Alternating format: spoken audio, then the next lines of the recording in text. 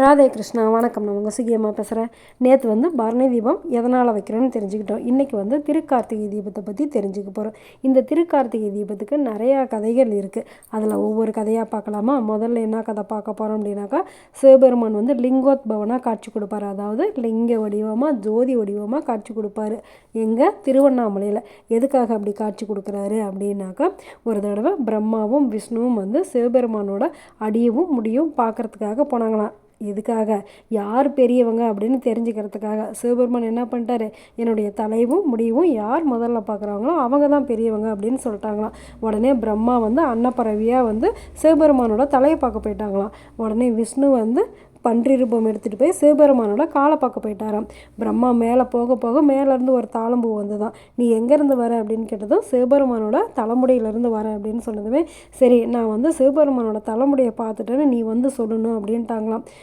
விஷ்ணுவும் எவ்வளவோ நிலத்தை பூமியை குடஞ்சி போனாலுமே அவரால் சிவபெருமானோட பாதத்தை பார்க்கவே முடியல. உடனே பிரம்மா நான் சிவபெருமானோட தலையை பார்த்துட்டேன், அதுக்கு இந்த தாளம்பூ தான் சாட்சி அப்படின்னதுமே சிவபெருமானுக்கு ரொம்ப கோபம் வந்துருச்சான்.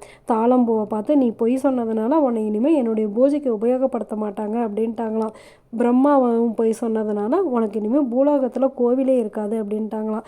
விஷ்ணு அவருடைய அடியை பார்க்கறதுக்காக போனதுனால அவர் அப்படியே அக்னி பிளம்பா லிங்கோத்பவனாக அவருக்கு காட்சி கொடுத்தாங்களாம். அப்படி அவர் காட்சி கொடுத்த தினம்தான் திருக்கார்த்திகை தீபமாக நம்ம கொண்டாடிட்டு இருக்கோம். அதாவது ஜோதி வடிவானவர் இறைவன் அப்படிங்கிறது தான் அதுக்கு பொருளாம். அடுத்த கதை என்ன அப்படின்னாக்கா, சிவபெருமானில் பாதி உடம்பு வாங்கணும் அப்படிங்கிறதுக்காக பார்வதி தேவி தவம் இருந்து சிவபெருமானோட பாதி உடம்பு வாங்கினால தான் இந்த கார்த்திகை தீப திருநாளாம். இங்கே அர்த்தநாரீஸ்வரராக சிவபெருமான் இந்த தீபத்தன்னைக்கு மட்டும்தான் காட்சி கொடுக்குறாரா. ரொம்ப ரொம்ப விசேஷமான இந்த அர்த்தநாரீஸ்வரர் குலத்தை தீபத்தன்னைக்கு போய் நாம்பளும் பார்க்கணும். பார்த்துடலாமா? அடுத்த கதை, சிவபெருமானோட நெற்றிக்கண்ணில் இருந்து முருகர் 6 தாமரை பூவில் வந்தார். அந்த 6 தாமரை பூவில் வந்த குழந்தைகளையும் 6 கார்த்திகை பெண்கள் பார்த்துக்கிட்டாங்க.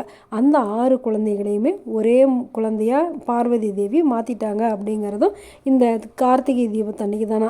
இந்த கார்த்திகை பெண்களுக்கு நன்றி செலுத்தும் விதமாகவும் இன்றைக்கி கார்த்திகை தீபத்தில் முருகனை வழிபடுறது ரொம்ப ரொம்ப விசேஷமாக. இன்னொரு கதை என்ன அப்படின்னாக்கா, ஒரு சிவபெருமான் கோவிலில் விளக்கு எரிஞ்சிட்டு இருந்ததான். அப்பன்னு பார்த்து ஒரு எலி அந்த விளக்கு இருக்கிற நெய்யை சாப்பிட்றலாம் அப்படின்ட்டு போயிருக்கு. அந்த விளக்கு அணையிற மாதிரி இருந்த சூழ்நிலையில் இந்த எலி போய் உக்காந்து அந்த திரியை தூக்கி விடவுமே அந்த விளக்கு பிரகாசமாக எரிஞ்சுதான். கோவிலுக்கு விளக்கு ஏற்றின புண்ணியத்தினால அந்த எலி அடுத்த பிறவியில் மகாபலி சக்கரவர்த்தியாக பிறந்தது அப்படின்னு சொல்கிறாங்க. நம்ம வீட்டில் ஒரு அப்பா அம்மாவோட கல்யாண நாள் அன்றைக்கே பையனோட பிறந்த நாளாக இருக்கும், இல்லைன்னா பையனோட கல்யாண நாளாக அன்னைக்கே வந்துடும். அந்த மாதிரி ஒரே நாள்லேயே பலவிதமான விசேஷங்கள் இருக்கிற மாதிரி இந்த திருக்கார்த்திகை தீபத்துலேயுமே நிறையா விசேஷங்கள் இதோட இணைஞ்சிருக்கு. இவ்வளவு சிறப்பு வாய்ந்த இந்த கார்த்திகை தீபத்தை நாமளும் ரொம்ப சிறப்பாக கொண்டாடிடலாமா? நம்மளால் போக முடியலன்னா கூட இருக்கிற இடத்துல இருந்து அண்ணாமலையாருக்கு அரோகரா, உண்ணாமலை அம்மைக்கு அரோகரா அப்படின்னு சொன்னாவே நம்மளுக்கு முக்தி தானே. எப்படி? திருவண்ணாமலை நினைக்க முக்தி தர சேத்திரத்தில் ரொம்ப விசேஷமாக இருக்கிற மாதிரி நம்மளுடைய வாழ்க்கையில் எப்போவுமே விசேஷங்களாக நடக்கணும் அப்படின்னு சொல்லி அண்ணாமலையாரை வேண்டிக்கலாமா? நல்லது நினைப்போம், நல்லதே நடக்கும், ஆனந்தமாக இருப்போம். Okay, bye. ராதே கிருஷ்ணா.